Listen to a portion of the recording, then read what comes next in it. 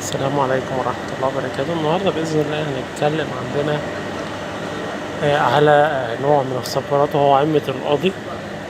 طبعًا إحنا عارفين عِمّة القاضي وعارفين الشكل بتاعها بيكون شكلها دائري كده، وبيكون الشوك طالع منها أصفر.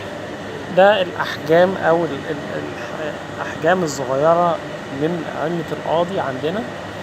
كل ده أحجام صغيرة عندنا من عِمّة القاضي، هتبدأ إن إحنا نفصّص أو نبدأ إن إحنا نفصل كل جزء منهم، وكل جزء هيبدأ إن هو يتزرع لوحده. لو جينا بصينا كده على واحدة واحدة بص أهو، هو ده كل واحدة من دول طبعًا عِمّة قاضي، تمام. كل واحدة تبدأ تنفصل طبعًا هتبدأ تدّيني نبات منفصل.